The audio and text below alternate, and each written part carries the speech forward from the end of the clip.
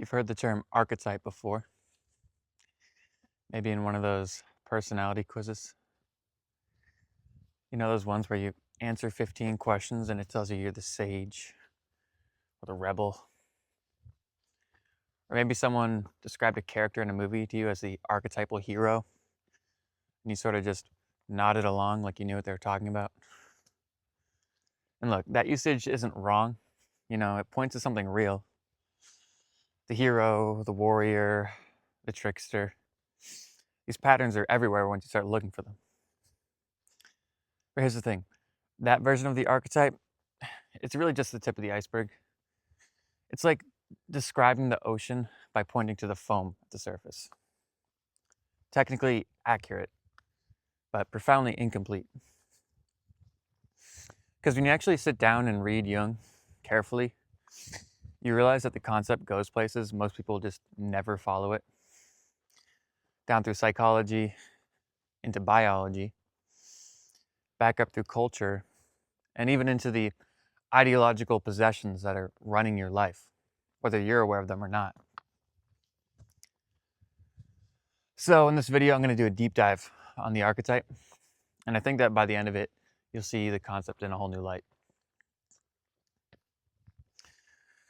So the archetype has a surface and a depth to it, really, and most people live on the surface, including Jungians, sadly. Jung called this surface the archetypal image, and a lot of his work actually tries to get underneath that, basically to ask what kinds of things produce these patterns in the first place. And to ask that question seriously, you really do have to move away from psychology and head into biology. I mean, Jung was clear on that. He said that archetypes weren't reducible to the psyche. He also described archetypes as simply the forms which the instincts assume. So it would probably be wise then to ask ourselves, what are instincts? Well, the conventional definition might say that instincts are patterns of behavior that have been deeply conserved through evolution so that they don't need to be taught. Right? There's no conditioning, no imitation, no awkward conversation with your dad about how to ask out that girl you've had a crush on since middle school. Right? The instincts just fire. And from a psychodynamic standpoint, we say instincts are unconscious. That is, they appear within consciousness. They're not generated by the ego. Now, this immediately creates somewhat of a puzzle, which I think doesn't really get the recognition it deserves. And that's, how does an instinct know when to fire? Right? An innate response, such as an instinct, requires a trigger. So, presumably, there must be something in the organism which recognizes the situation, reads the environment and goes, yes, now's the time, before that instinct kicks off. Now, Jung's argument is that this recognition function is precisely what the archetype is. It's not a dream symbol, not a wise old man in a cave, a biological pattern of apprehension, which operates between the organism and its environment. And he illustrates this with an example that's so specific and so obscure that frankly I can't explain why it lives rent-free in my head. It's a moth, the yucca moth. And this moth has one task that it fulfills in its whole life, really. And it does it in a single night. It comes into it with zero experience, zero instruction, zero margin for error. One shot, one opportunity to seize everything it ever wanted. Anyways, here's what it is. The yucca plant flowers, and these flowers open for one night only. When this happens, the moth then proceeds to execute a multi-step procedure. First, it collects pollen, forms it into a little pellet, flies to a different flower, cuts open that flower's pistil, lays its eggs inside of it, and then deposits the pollen so that the plant gets fertilized. The moth's larvae get food, the plant gets pollinated. It's a win-win. And the precision alone here is impressive, but what Jung was interested in was something else. For this behavior to even work at all, the moth must have some way of recognizing the yucca flower as the relevant environment. Something in it anticipates a situation before it's ever encountered it. Now, ethology, the study of animal behavior, calls these environmental triggers sign stimuli, and they're pretty much everywhere.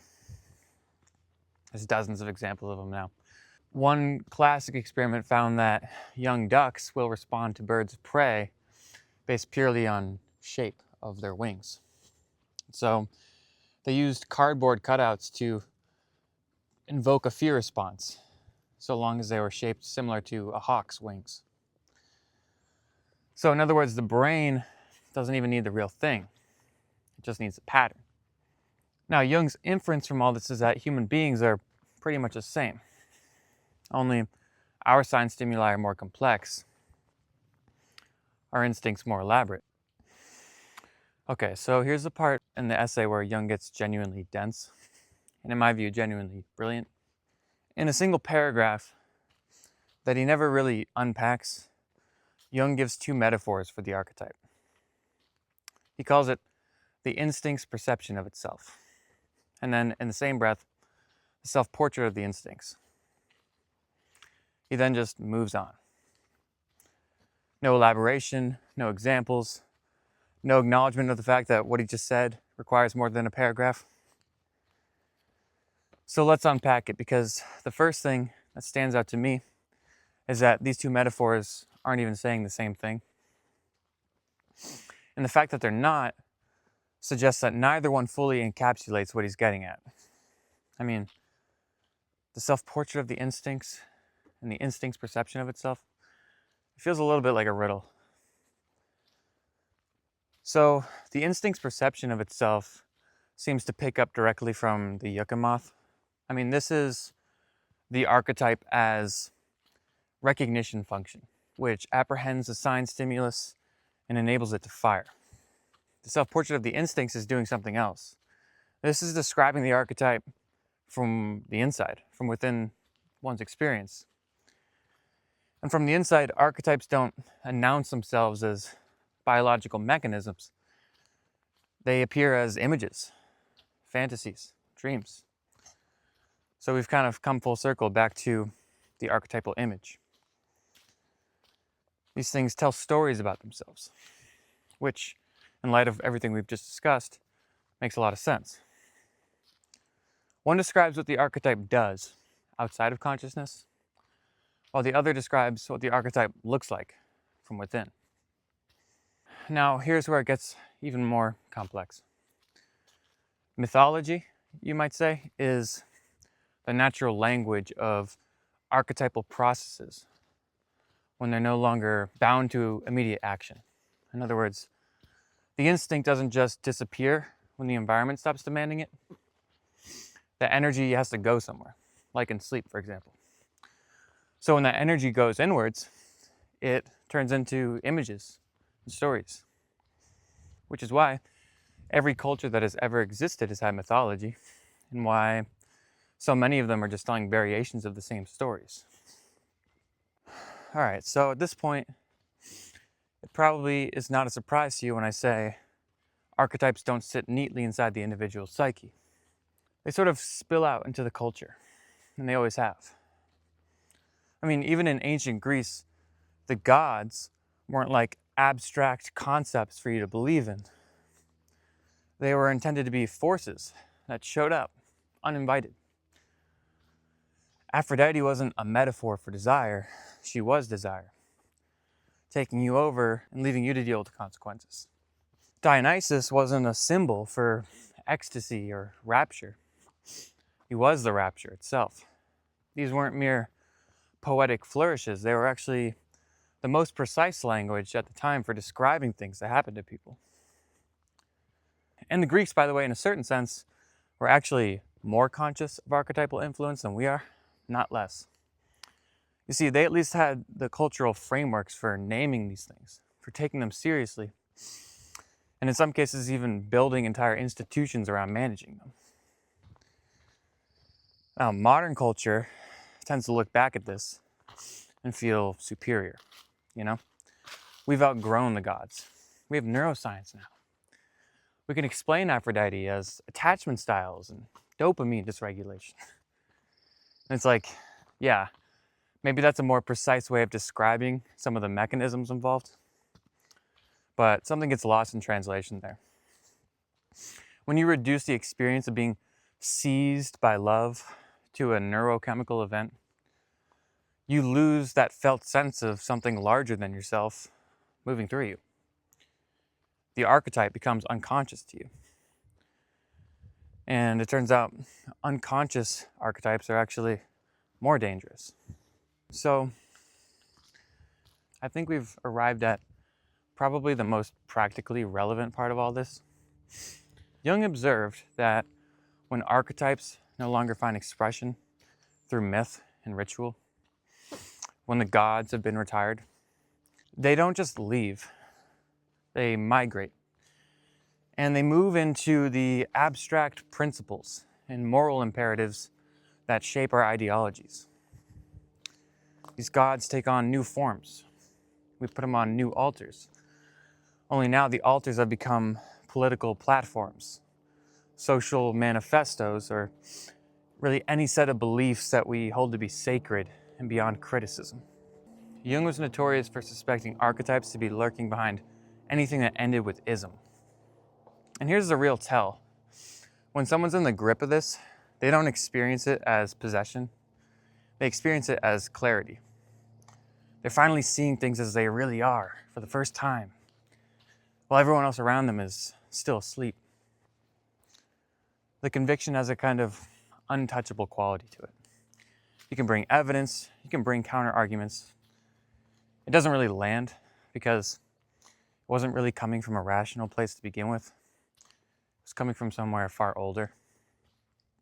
Jung called this identification with the archetype, or when he wanted to be dramatic, archetypal possession. What happens is the ego, being a relatively small part in the psyche, becomes subsumed by something much larger than it. And because it happens gradually and from the inside, usually the person has no clue. He called it a psychic catastrophe. And he wasn't being dramatic here, he meant it clinically. He had observed it in neurotics, yeah, but also in full psychotic breaks during his years at the Berg-Holzley Clinic. For many of the people there, the boundaries between ego and archetype had just dissolved completely. Oh, and by the way, if you want to know what this looks like at scale, just look to any moment in history when an entire population became absolutely certain that they were on the right side of things. All right, so how come none of this has found its way into the mainstream? Well, partly because most people, including the card-carrying Jungians, have reduced archetypes to their most accessible registers. Symbols, myths, dream imagery. It's the part that's the easiest to talk about, but also conveniently the part that's the easiest to dismiss as fuzzy and unscientific. And to be fair, Jung wasn't really that interested in systematizing his model, systematizing the archetype. He kind of just loosely describes where it can be found. And some people describe that as intellectual laziness on his part. I disagree. I think he was actually wise to do that. You see, Jung, like Freud, knew that the science of his day wasn't really up to the task of verifying his psychological theories. But unlike Freud, he didn't want his theories to calcify into a doctrine. He wanted them to remain provisional so that they could be updated. Any attempt to kind of contain the archetype would invariably falsify it. He was describing a moving target, really. The deeper problem, in my opinion, is actually academia's fault, not Jung's. You see, modern disciplines are silos. Biology talks to biology, psychology talks to psychology. They'll communicate sometimes, occasionally, at conferences maybe, and then they'll go their separate ways. They'll go back into their own buildings. But the archetype, by its very nature, refuses to stay in one building. It shows up in all these places, in biology, in psychology, and in the culture. Any attempt to pin it down into a single discipline is going to get a partial answer at best, probably a misleading one at worst. So, archetypes resist neat classification. And not because they're vague, but because they move across different levels of description that modern thought tends to keep artificially apart. And I think psychology as a whole is going to have to reconsider these things, to connect these dots again. Freud and Jung, whatever their limitations, certainly knew that much. Lastly, I would say, be careful of any ism or any life philosophy that you find yourself drawn to. Very often they tend to be concealing something, compensating for something that's missing in your life, or covering up some wound. And there's a difference worth taking seriously, in my opinion, between living in relationship to a myth and being lived by one. The first requires seeing it, which is ultimately what this video is all about. Anyways, thanks for listening. If you like this, you can check out the Substack article that this is based on. I'll leave the link in the description. Thanks, guys.